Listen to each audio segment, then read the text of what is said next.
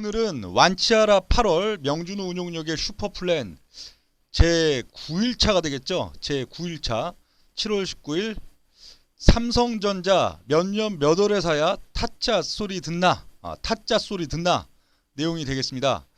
자, 삼성전자에 있어서 최근 가장 그래도 이슈는 3나노가 되겠죠. 3나노가 삼성전자의 앞으로의 이제 중장기 사이클에 주가를 많이 올려줄 수 있는 희망의 부시가 될 수 있나, TSMC한테 빼앗긴 고객사들을 되찾아올 수 있나 하는 그런 면들이 가장 포인트가 되겠는데, 6월 30일 날 세계 최초로 GAA 기술을 적용한 3나노 파운드리 공정 기반 초도 양산이 시작했다 하고선 이제 대대적으로 뉴스가 많이 나왔던 날인데요.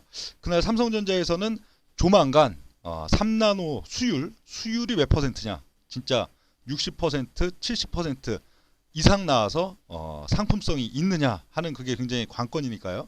그리고 최초 납품처를 발표하겠다까지 이야기한 게 이제 6월 30일이 되겠는데, 그 이후에 또 상황들 보면 7월 8일 날은 또 니온 게이자이에서 상당히 엇갈리는, 삼성의 발표하는 또 엇갈리는 냉소적이고 비관적인 또 기사도 나왔었는데요. 니온 게이자이는 극소규모 3나노 관련해서 6월 30일 날 초도 양산이 시작됐다고는 했지만 매우 극소규모 양산에 불과하고 이건 대부분 중국의 가상화폐 채굴 업체들의 공급되는 수준이다, 이렇게 주장한 게 이제 7월 8일 날 됐었고요. 그리고 오늘 같은 경우에 오늘은 좀 실질적인 좀 이슈와는 민감할 수 있는 그런 또 뉴스가 나왔죠.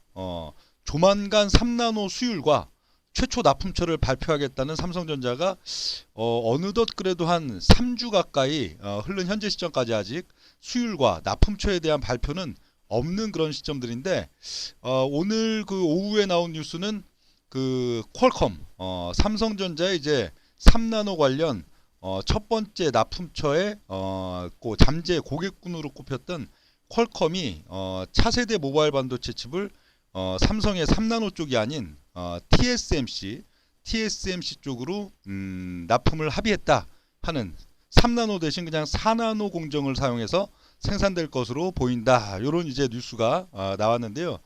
그럼 어떻든 악재죠. 근데 악재가 주가에 부정적으로 반영될까요?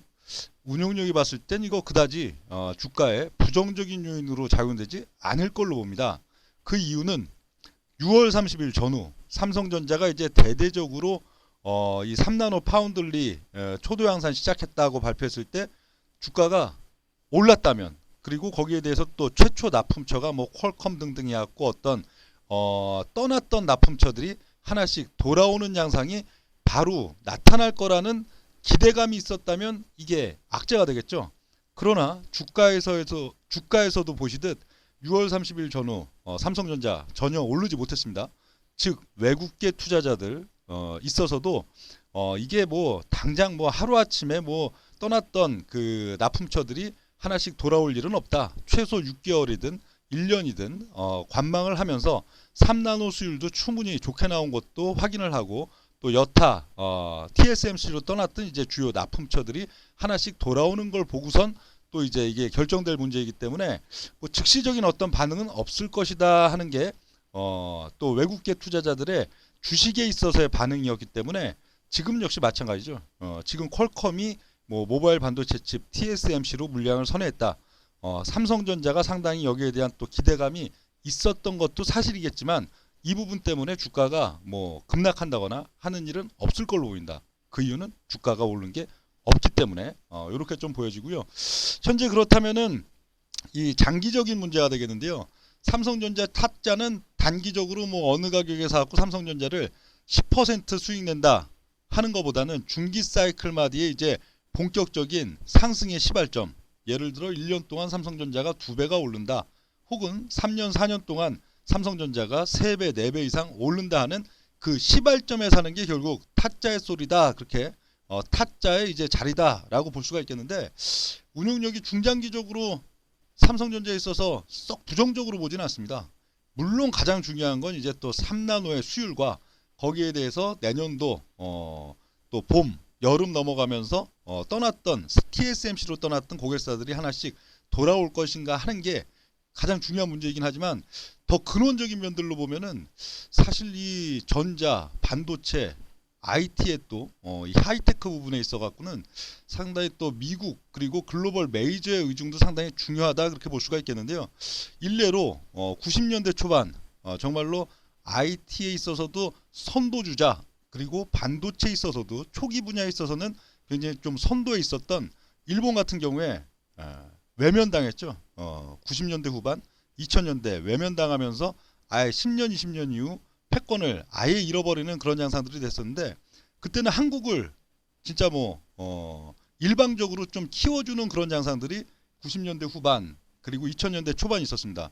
당시는 IMF 직후로 또 외국계들이 한국의 삼성전자 그리고 한국의 또 IT 반도체 회사들이 있어서도 지분을 저가에 싹쓸이 해간 그런 면들도 있고 또 일본에 대한 이제 견제 85년도 뭐 플라자 합의 이후에 일본이 너무 이제 또 계속 뭐랄까 미국을 위협할 정도로 날뛰는 그런 면들에 있어갖고 하이테크 산업의 일방적인 독주보다는 새로운 견제자 내지는 또 일본의 그 아성을 무너뜨릴 또 주자를 키워야 되는 그런 입장에 있어서 한국이 굉장히 또 수혜를 많이 받던 시점들이 90년대 후반 또 2000년대다 그렇게 볼 수가 있겠는데 그런 가운데 또 2010년대 초반 2000년대 후반 2010년대 초반 오니까 또 이게 또 한국 우리 대한민국의 특히 삼성전자 이런 쪽으로 좀 무게추가 상당히 좀 기우는 양상들이 되니까 새롭게 이제 좀 키워줬던 쪽들이 또 TSMC 대만 업체 이런 쪽이 되겠죠.